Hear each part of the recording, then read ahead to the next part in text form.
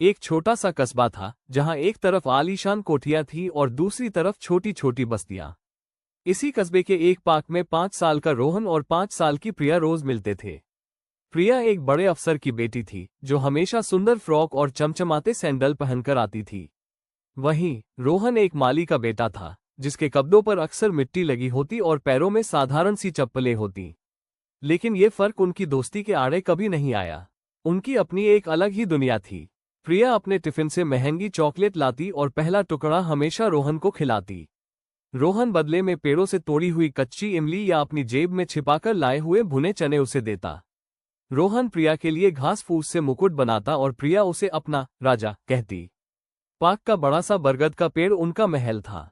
एक दिन खेलते खेलते रोहन ने नदी किनारे से उठाया हुआ एक चिकना दिल के आकार का पत्थर प्रिया को दिया और कहा, "ये हमारा दिल है, इसे हमेशा अपने पास रखना।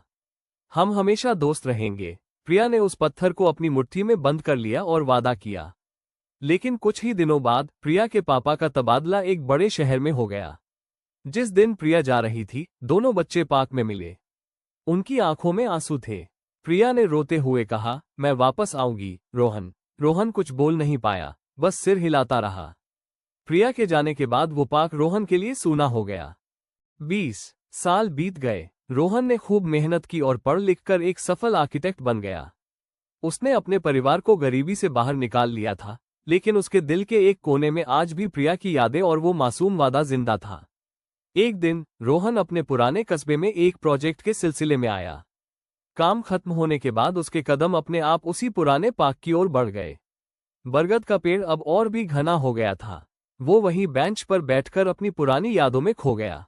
तभी एक लड़की उसके पास आकर रुकी और बोली, "माफ कीजिएगा, क्या आप यहाँ के बारे में कुछ बता सकते हैं?" रोहन ने सिर उठाया और उस लड़की को देखा। उसकी आंखों में एक जानी पहचानी चमक थी। उसने धीरे से कहा, "प्रिया?" लड़की चौंक गई। उसने कहा, "आपको मेरा नाम कैसे पता?" रोहन मुस्कुराया और अपनी जेब से एक छोटा दिल के आकार का पत्थर निकाला। वो पत्थर थोड़ा घिस गया था, लेकिन आकार वही था। उसे देखकर प्रिया की आंखें भर आईं।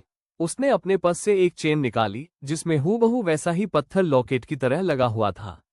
उसने कांपती आवाज में कहा, "रोहन, मुझे यकीन नहीं हो रहा।" दोनों की आंखें नम थीं। सालों का फासला एक पल में सिमट गया था। उनकी बचपन की अधूरी कहानी को अब अपनी खूबसूरत मंजिल मिलनी बाकी थी। कहानी अच्छी लगी तो चैनल को लाइक और सब्सक्राइब करें।